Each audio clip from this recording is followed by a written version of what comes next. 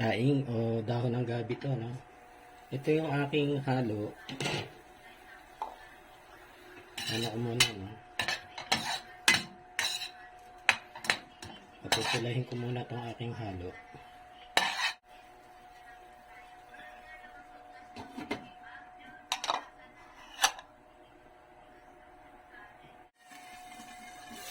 Ito na. Huwag ko ng konting mantika, ah. Konting mantika.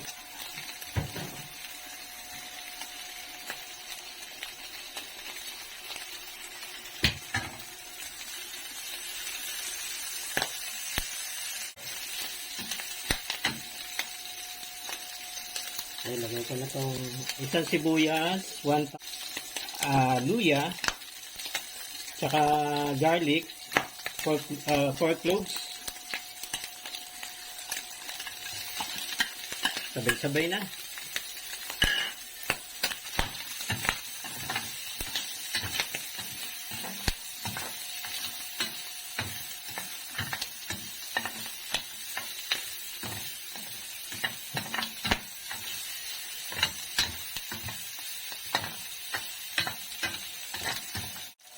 Okay, lagay ko itong pangalawang pigato, guys, ha.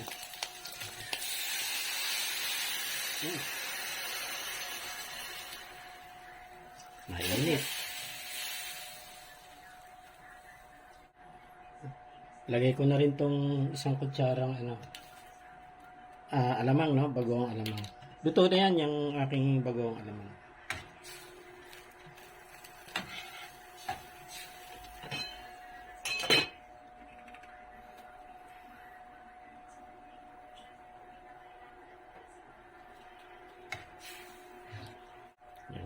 Pagka medyo kukulo na, tsaka ako na ilalagay yung yung dahon ng gabi or taro leaves.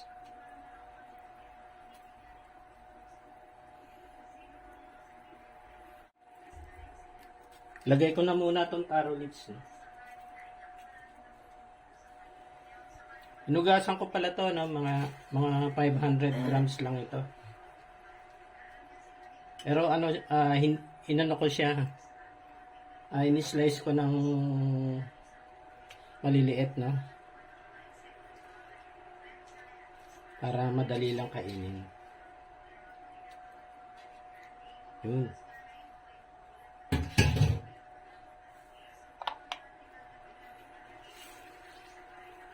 Tulubog ko lang ng konting ganyan.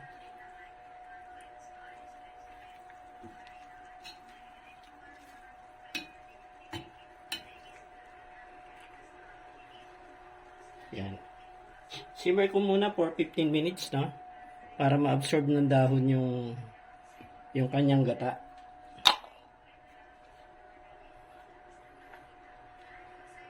Ano ko muna itong akong timer. 15 minutes na. Ngayon, maglalagay na ako ng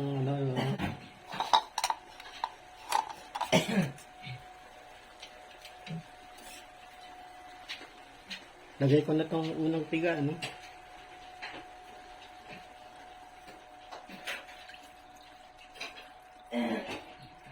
Yun.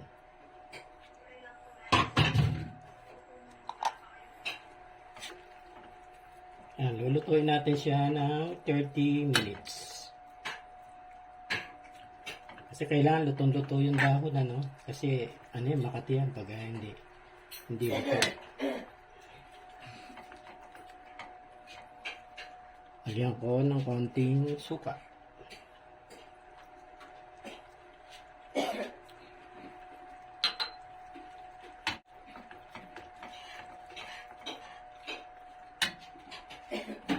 And magic sarap.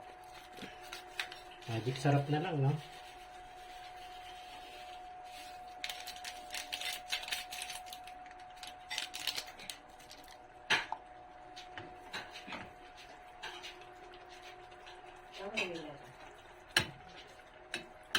Mamaya, pag matabang pa, patis na lang, no?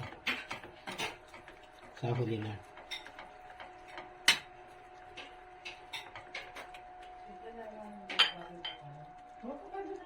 siling pula. Hindi ko na hiniwa, no? Kasi ano eh, baka umanghang. Ayaw nilang maanghang eh.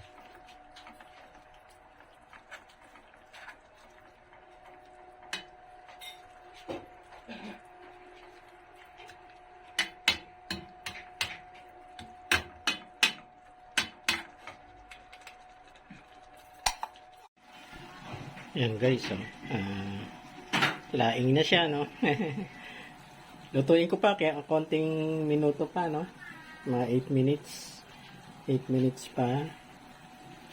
Medyo may sabaw pa eh, konti eh. Maganda yung medyo tuyo-tuyo na siya, no?